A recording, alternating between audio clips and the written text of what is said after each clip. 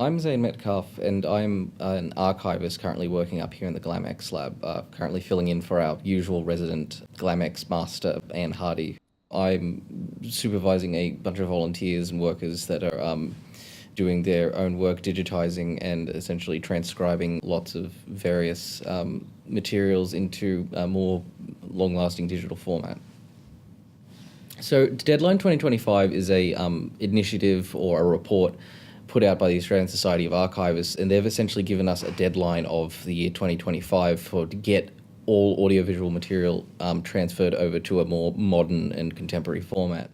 And essentially it states that the equipment used in audiovisual playing, so VHS players, reel-to-reel machines, projectors, that kind of thing, are all going to become very difficult to fix, very difficult to find, and very difficult to find the expertise to run and keep running, essentially, into the future. And Deadline 2025 is a call to action to say all these audiovisual formats need to be migrated now. Hi, I'm William. I'm a communications student here at the University of Newcastle, and I'm currently doing a placement here at the GlamX lab. The servicing industry of the machines is sort of dying off and becoming rarer and rarer, that you'll find somebody who is specialized to actually repair the pneumatic tapes, seeing though the manufacturers have completely ended support for the system a long time ago.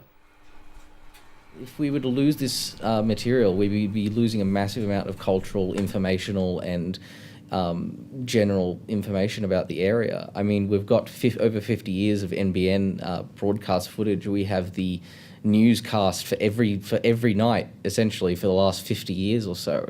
And not only do we have these shots of Newcastle from the NBN archive, we have a bunch of more personal stuff. We have unnamed wedding footage with all these beautiful colours and dresses in it, I think from the 60s. We've got all these other material. We've got educational materials. We've got like things like weather data. We've got all these things like climate data. We've got a ton of objects that pertain to the Hunter Valley in particular, and to lose them would be a massive loss for us all. All these things are essentially, we would kill for them in your average historical study, because they're very mundane, but the mundane details reveal so much.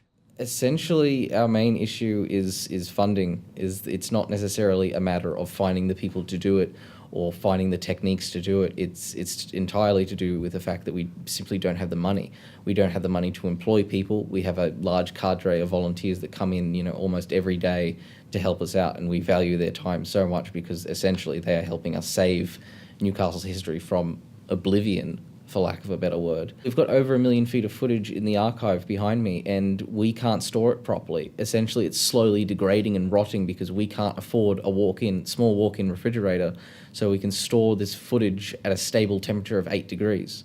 But we simply don't have the money for that, and there's no real way to get us the money, because there's a theoretical potential for perfection, or close to perfection, and then there's a practical best you can do solution, and unfortunately too often we have to pick this practical solution rather than the theoretical best practice because the funds simply aren't there. What that just means is the actual guarantee of serviceability is not going to be there, and we're just going to be, from that time onwards, taking it day by day and trying to do the best that we can.